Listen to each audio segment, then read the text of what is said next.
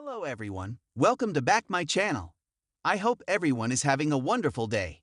Before starting the video, please go ahead and hit the subscribe button and give this video a thumbs up. The game show contestant was praised for being relatable to at-home viewers, despite her impressive knowledge, giving her one of the longest winning streaks of season 41. On Thursday's game, the Memphis, Tennessee native was looking to extend her 5-day winnings of $58,400. Laura, who is a manager at the Berkeley Research Group, went up against Brad Grusnick, a voice actor from Aurora, Illinois, and Carol Portis Keene, an education researcher from New Jersey. The game started off on a bad note for Brad, who lost his entire $2,400 fortune on a true daily double despite securing an early lead. Heading into the double Jeopardy round, Laura already secured $4,000, while Carol was closely behind with $3,400, and Brad followed with $2,400. Laura found the game's second daily double as host Ken Jennings read the $1,200 clue under the category differing by a letter. Treat with pharmaceuticals and engage in a practice to achieve calmness and enlightenment, Ken read. Laura correctly responded with water, mediate, and meditate, adding $1,600 to her large lead after an impressive run at the beginning of the double Jeopardy round. Carol, who was now in a distant third place, found the last daily double and bet her entire fortune in an attempt to get her score closer to her opponent's. James Gadsden negotiated with this Mexican president whom Texans had met in battle. The purchase helped get him ousted from office. Ken read under the Gadsden purchase category. She correctly answered with Who was Santa Anna, doubling her score to $6,400. Heading into Final Jeopardy, Laura had the most amount she's had during her run with $20,400.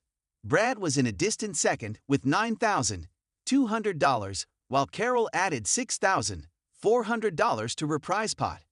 Ken introduced the last category, movies and their soundtracks, while the players placed their wagers. Catch It was a tagline for this film, whose iconic soundtrack became one of the best-selling albums of all time. The host read. All three players were correct with their guess of the iconic 1977 John Travolta classic, What is Saturday Night Fever? Laura, like she has done in past games, wagered very conservatively, placing her final total at $21,000. Carol ended with $9,400, while Brad bet $0, ending with $9,200. Laura is one of the few contestants of season 41 who has broken through, winning 5 games, securing her spot at the Tournament of Champions. Fans were impressed by the manager's winning streak, even if they partially credited luck being a factor as to why she's been able to make it this far.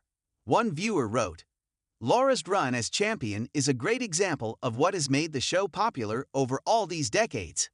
A regular person who, through a combination of smarts and some luck, has gone on an improbably long run where we can't wait to see what happens next. The home viewer can easily relate to Laura and imagine themselves up there in the same position.